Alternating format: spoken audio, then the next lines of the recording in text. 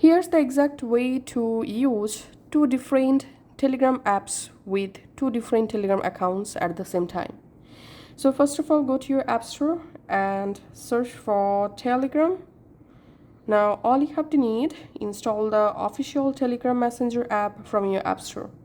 Once it's installed on your iPhone, just go ahead and launch your Telegram app and just log into your first Telegram account from here.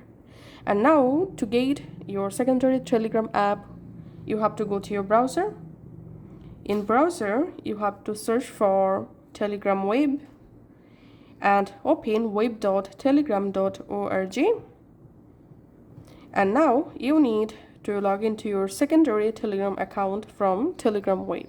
So you can just manually enter here your phone number and select your country to sign into your Telegram account, or you can use login by QR code option, or you can choose login with passkey.